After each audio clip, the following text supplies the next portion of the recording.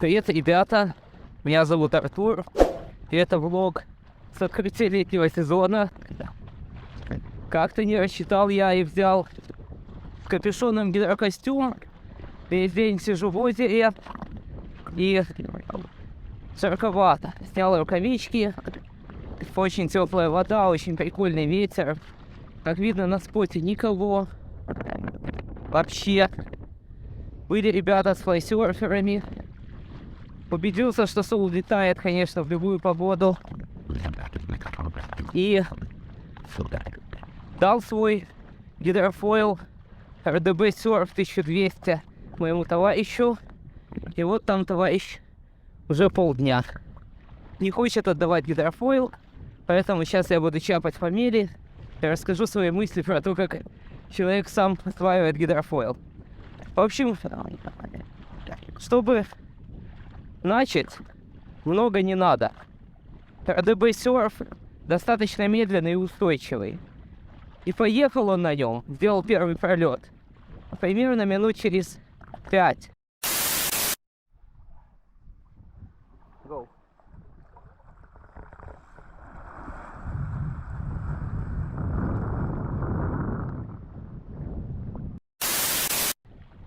Сейчас основная проблема в том, что он разгоняется и пугается от скорости, и поэтому падает, ловит дельфина. Но сам по себе гидрофойл располагает к обучению.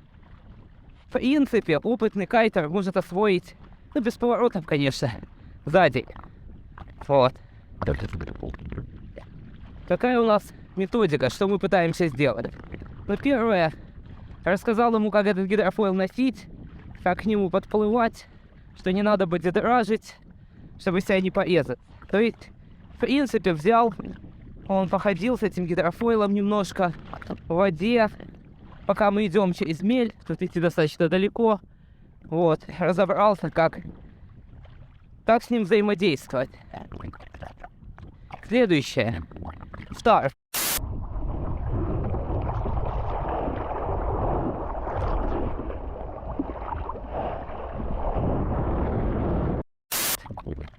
Старт. Ну, в общем, мы сразу перешли к старту, он сразу начал ездить, пробовать. Старт простой. Какой фокус? Ставим кайт в угол ветрового окна. И вот это направление, где кайт стоит в краю, это туда, куда нам надо поехать. Направляем нос гидрофойла в направлении кайта, вставляем ногу в переднюю петлю, делаем мах, не очень жесткий, но уверенный, и на движении вверх закатываемся на доску. И как бы план капкан поставить доску плоско и утопить нос. Почему важно пробовать утопить нос? Все катаются на твинтипах и привыкают стоять на задней ноге. И вот стоя на задней ноге, в самом деле мы сильно задираем нос гидрофойла, и начинается этот гадкий дельфин, который раздражает, не нравится. Господи, слушай, он уже едет. Едет нормально, чувствует все. Так вот, если пытаться утопить нос, то в лучшем случае мы получим баланс 50 на 50. Вот. Посмотрите, что творится. Человек первый раз взял сегодня гидрофойл. Он едет.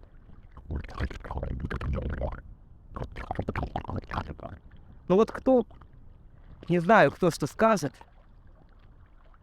Оп, упал. Продолжаем разговор. Когда пытаешься притопить нос, в самом деле баланс получается 50 на 50. Вот, гидрофойл плюс-минус едет. Если получается поймать то, что называется такси, проехать в водоизмещающем режиме, окей. Если не получается, летите на крыле, какая разница-то? RDB 1200 достаточно медленный, он не страшный. Тут нельзя каких-то таких скоростей достичь, на которых будет больно, опасно. Вот. Он как бы катит себе, да и катит полигонечку. Что важно знать? За гидрофойлом не надо будет дражить. Вот. Нужно быть в таком моменте, если уронил, если он ниже по ветру или выше по ветру, просто подождите, он приплывет сам. Если у вас водоизмещающая доска, приплывет сам, все будет хорошо. Второй момент. Кайт нужно не ронять. самая важная история с гидрофойлом — не ронять кайт ни в коем случае. Если кайт уронить, гидрофойл может поехать в стропы, там зависнуть, и придется как бы муторно очень как бы там себя спасать. Вот. Поэтому кайт не роняем, если надо падать, падаем. Ничего страшного в падениях нету. С таких ходов, как 1200 дает, падения вообще не страшные.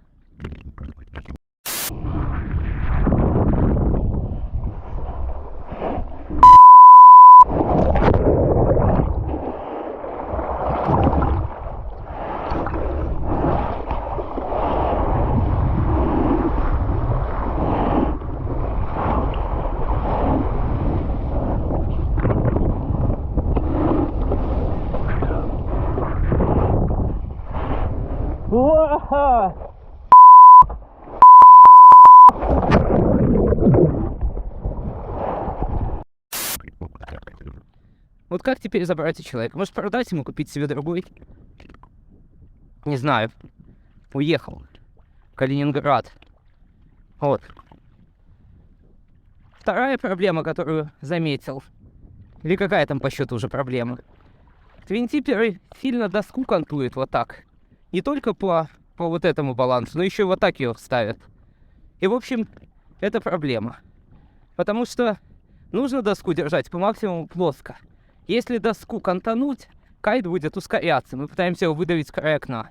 И начинается как бы рейсинг. А это не всем нравится. Поэтому держим доску плоско, пробуем немного притопить нос. Стойку поначалу делаем поуже, потому что в широкой стойке надо баланс более такой специфический. И все.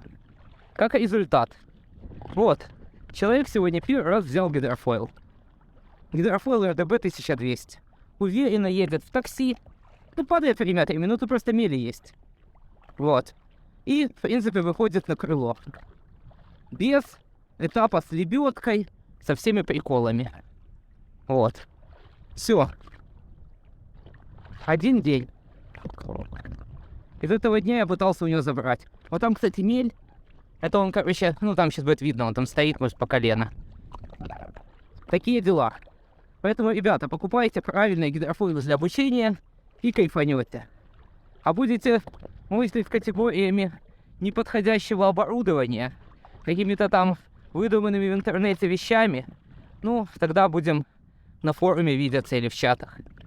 Потому что по факту гидрофойл учить в интернете не получится, нужно учить его на воде. Вот. И что могу сказать? Кто бы там что ни говорил про РДБ, вот данный комплект не перестает радовать. Ни меня, никому я вот его давал, все вообще просто обалдеют. Не знаю, может у меня какой-то особенный комплект. Ну, такие, да, действительно не выпускаются. Денис почему-то не делает алюминиевые мачты больше. Но факт заключается в том, что это супер легкая штука для людей без каких-то амбиций спортивных. Если вы хотите просто в легкий ветер, когда вот никого на спуте нет, когда здесь нормально дует, тут сотни кайтов.